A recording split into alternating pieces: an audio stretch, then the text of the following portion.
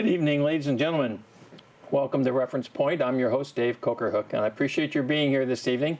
I have a very interesting guest today. We're going to talk about an element of technology that I think you will have had some experience with yourself if you have ever been on the internet, looked at any website, have a tablet or a smartphone, and have you done where you've worked with any kind of application on that phone or browsed at a website or whatever. We're going to talk about some elements that directly affect those companies, those devices, and you. Because with me today is Raj Adev, who's the CEO of a company here in Silicon Valley called Designio. Did I say that right? You got it right. Fantastic. So Raj, appreciate you being here on Reference Point. Thanks for coming. I want to start out by asking you the question why you created your own company around this area. Well, first of all, thank you for having me, Dave. It's a pleasure to talk to you about this. So I've been working in this field for almost 2 decades now, and there is a unmet need in the industry to design applications that are user-friendly. As I have seen around, while working for larger corporations, that need hasn't been met, and there is a void to be filled. And there are companies like mine who actually help all sizes of companies, whether they are startups or corporations. There is a need for external help, even though they might sometimes have an internet. Think they can do it themselves. Exactly. So you use the term that I hear a lot anyway. I'm also tied to the software industry in some respects, and that was user-friendly. And it seems to me to be something that's sort of an evolving definition or an evolving term, and doesn't mean the same thing to everybody. So when we talk about being user-friendly, what does that mean today here in 2019? What it means today is, what we've seen in our short digital history is that users' behavior changes based on the environment they're in. Okay. So today, what's happening, if you look at the instantaneous or instant gratification services that are being offered to customers. So for instance, you can tap one button and you have an Uber or a Lyft. Right. You tap one click and you can order something from Amazon. You can tap one click and buy an iTunes, music or a video or a movie or anything like that. So the expectations from customers today is to be able to do that in every part of their life. Mm. So the environment is bringing about this change, and when they are offered a website or application that doesn't do that, they are not. They're kind of disappointed, right? And that's when you're going to start losing your customers, because their expectations are higher based on what they've seen, everything around them, and that applies to applications or for companies that are in consumer space. Right. And it is the same thing in enterprise space. Really? So in that business to business kind of a realm, I recognize it from the standpoint of the consumer. It's like the instant gratification. It's a now kind of a thing, which is way different than when it was, even 20 years ago. Right. Okay.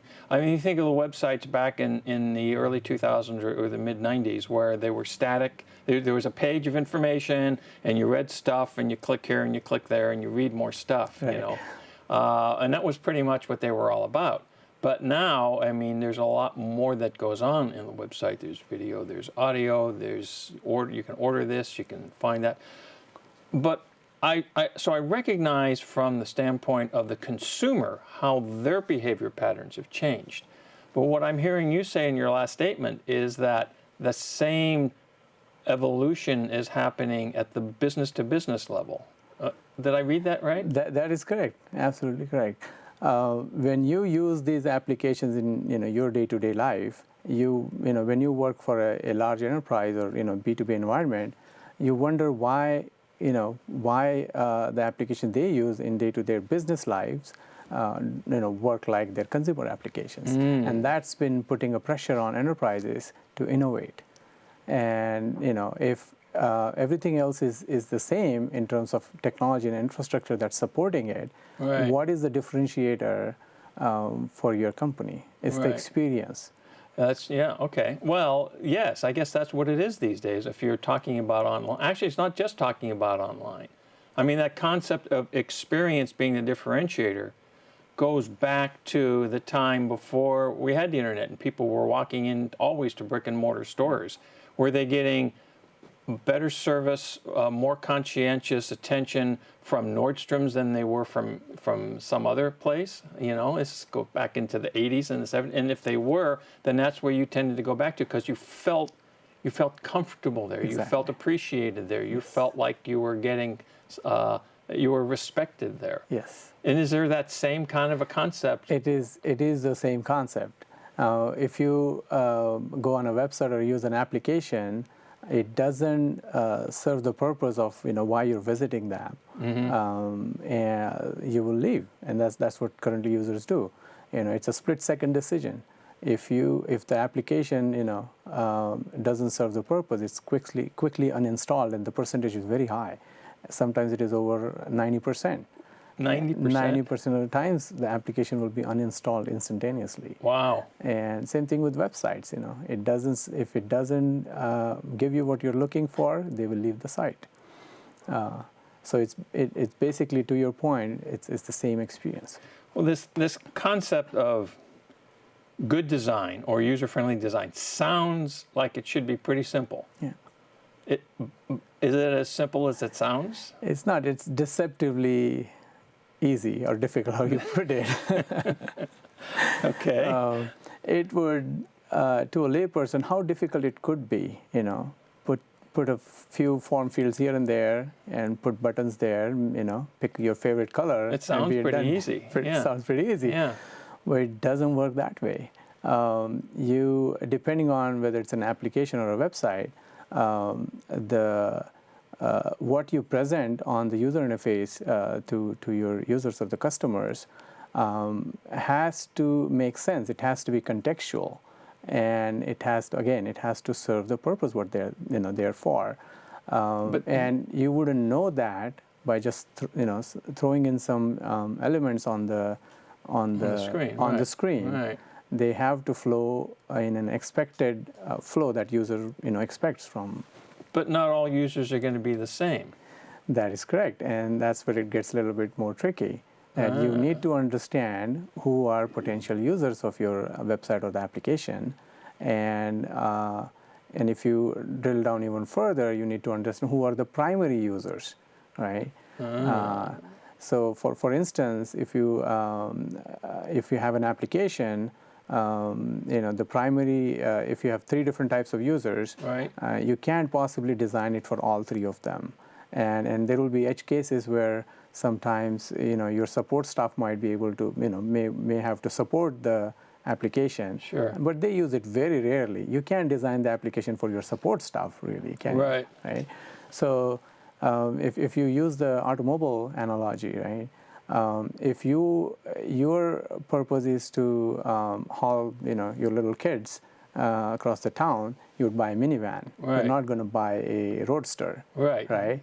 You won't get the Corvette. You Exactly. get the Exactly. And same thing with pickup trucks. So you get my point, right? It has to be designed for the primary users for their primary usage. So does that mean that the business has to have multiple websites, or is it the same website is able to kind of like morph and adapt to whoever is that's coming to it? Yeah. So with the tool set that is available today compared to early 2000s, it is possible to use the same website but present different information based on who it is visiting your site.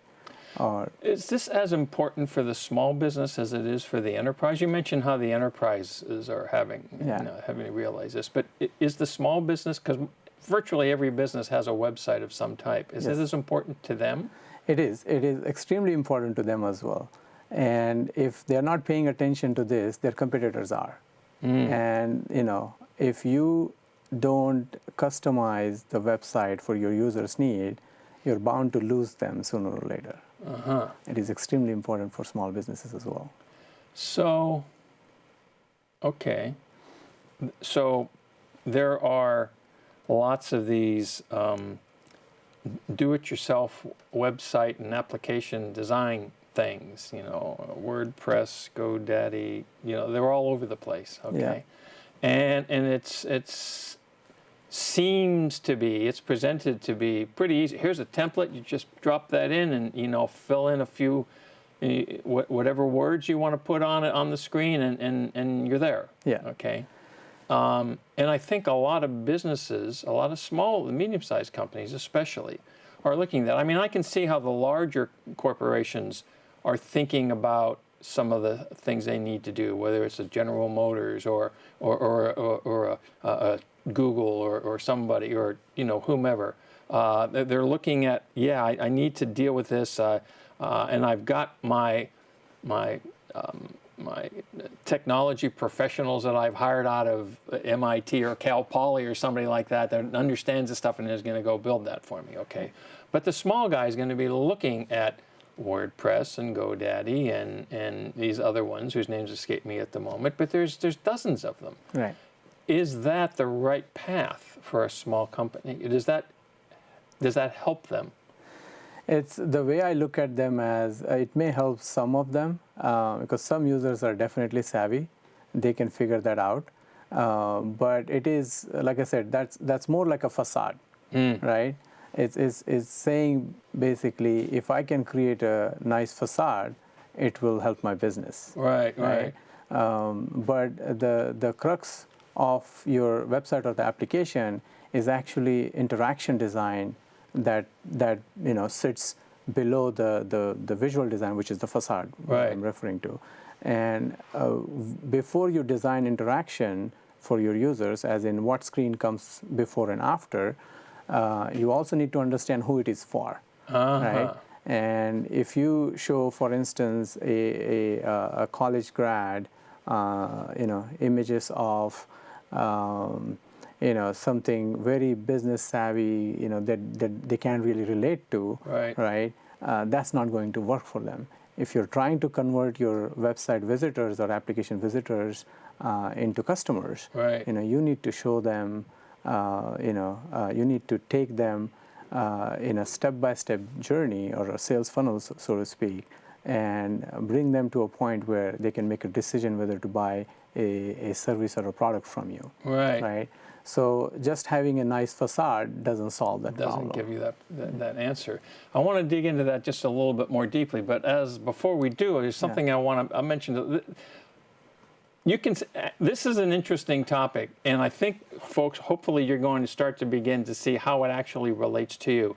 If you have any questions about how this concept of design, user interface, user experience, ease of use sort of thing, if you have any questions about that you would like Raj to get, please send them in to us here at info@referencepointtv.com. I'll make sure he gets them and we'll get the answers to you.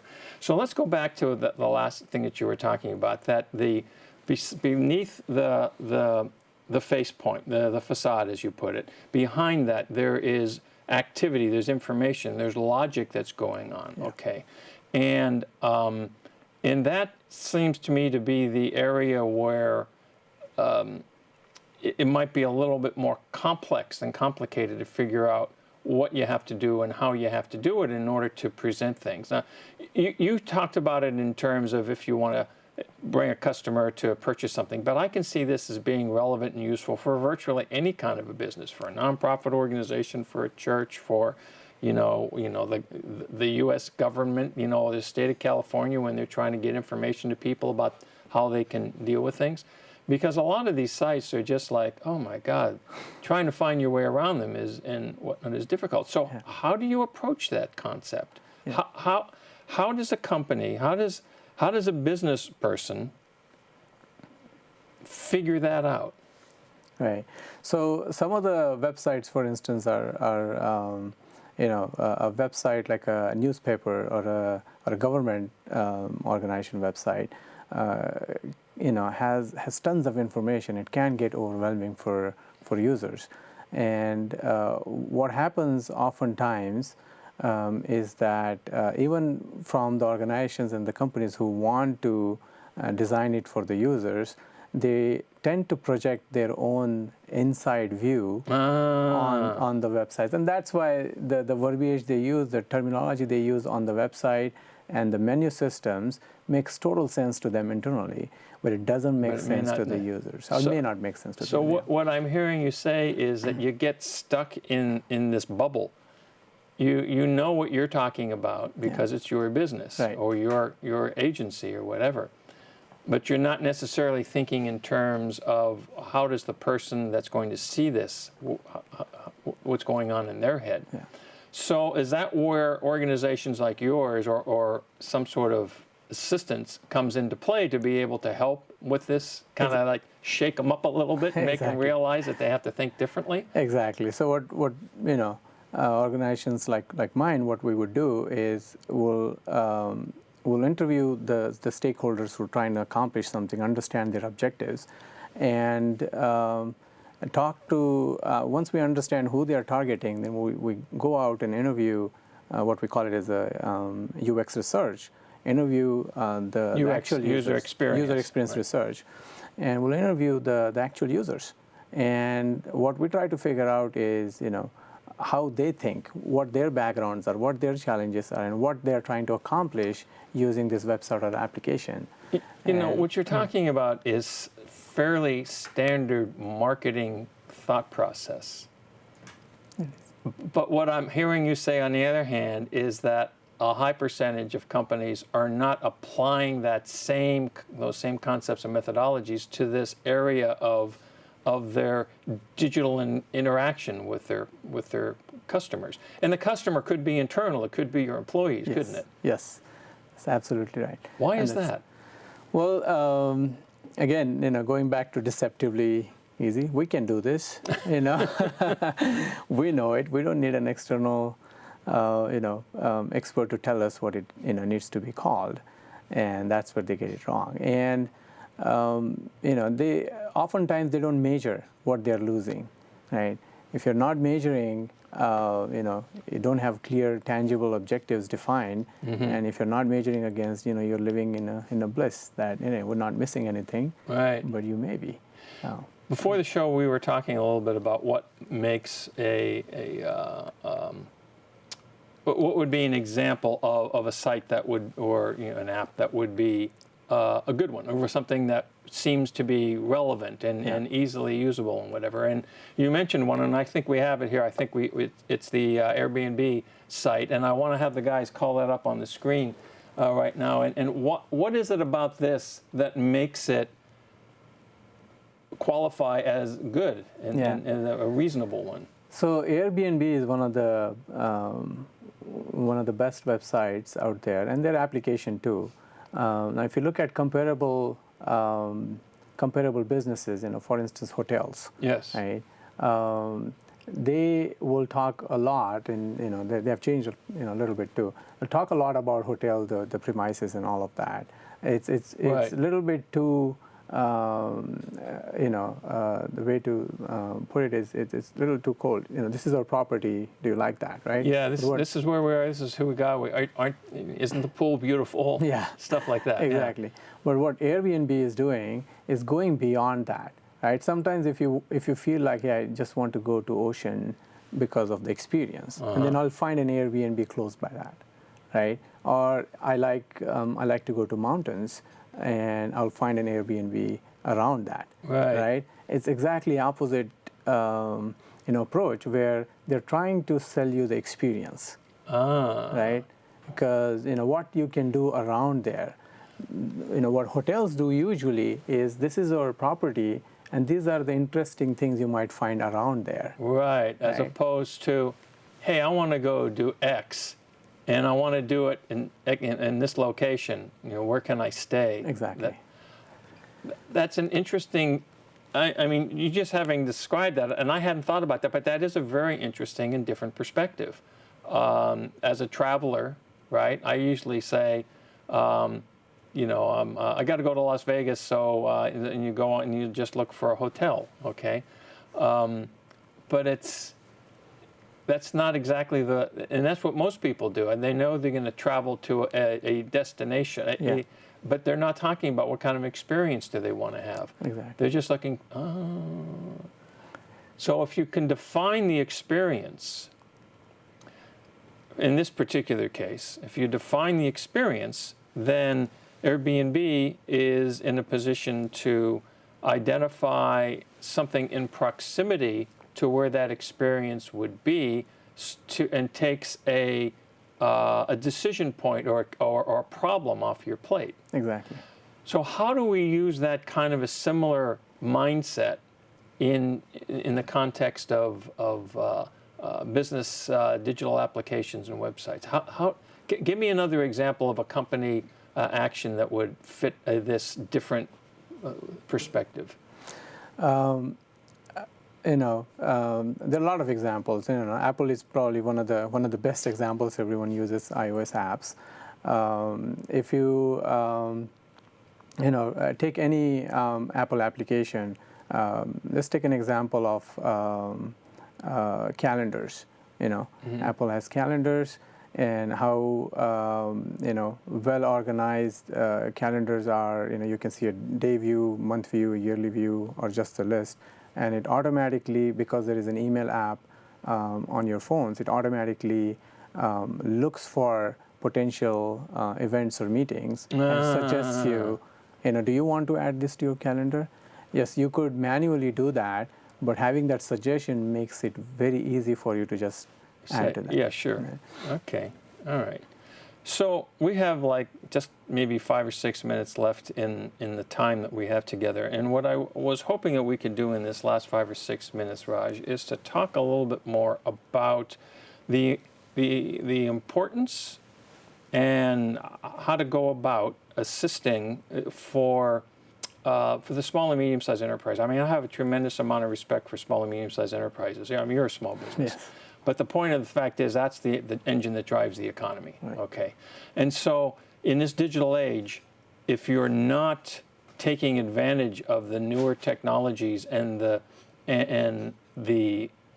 understanding of how the consumer or your visitor on an app or the website wants to deal with things, if you're not comprehending that, then you stand to lose. So give me a couple of thoughts and ideas and tips for the small and medium-sized enterprise.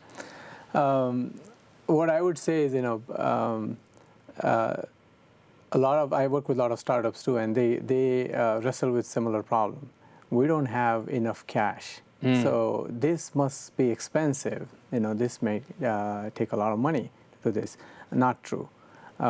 What you can do is you don't always have to hire a big name agency.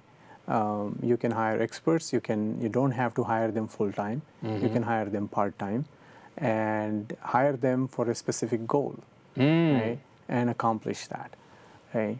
And see if they are meeting your performance goals. Set those performance goals for yourself or for that hire, and say, what I'm looking out of this engagement is, my bottom line going up by whatever percentage. And if the experts that you hire, if they're really good, they should be able to commit to something close to that, right? And that's how you would hire them. And like I said, hire them for performance. So you pay them if they perform. That makes a lot of sense, and I hadn't thought of. I mean, I know that we're in an economic environment where you hire someone on a contract basis, but I can see where the view is, gosh, it's gonna be a lot of money. Yeah. You don't even know what it's going to be, but you're thinking it's going to be a lot of money. Yeah. But tying it to the business's revenue in terms of what you want to get out of these things, I think that's very interesting and relevant. How do you figure that out? How do you know? I mean, is there a process that the business can go through to try to figure out what seems to be reasonable? Because you could come up and say, well, if I'm going to do this, I want 1,000% increase. I mean, that's unrealistic. That's right. How do you go about getting something real? So what you would do is, you would look at similar businesses in a similar area. You're obviously not going to be an outlier, right?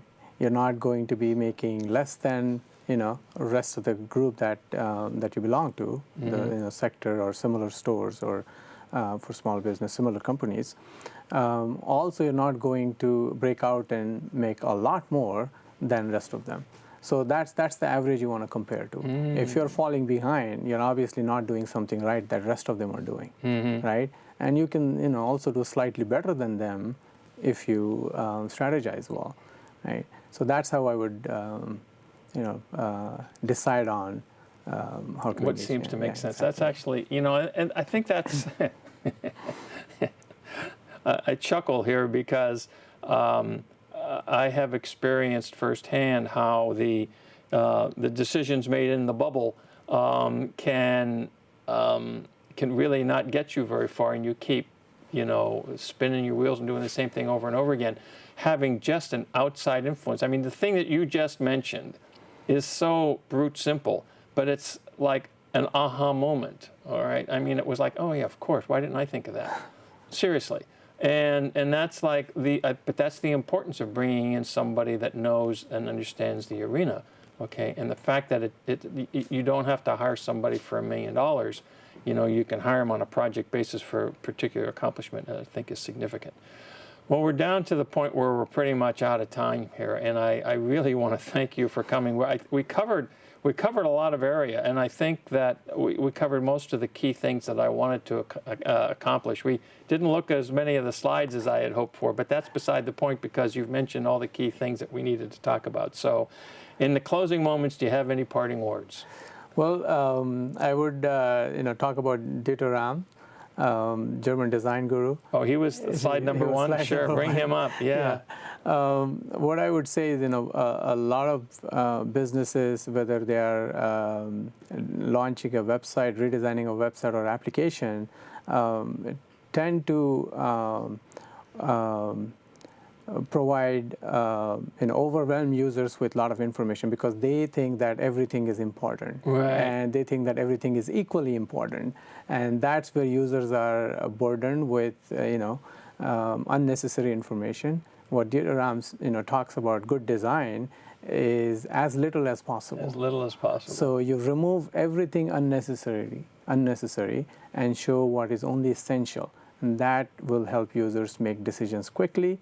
And that's how you're going to, win your customers. Fantastic, and a great way to end the show. So, Raj, thank you very much. I appreciate your being here.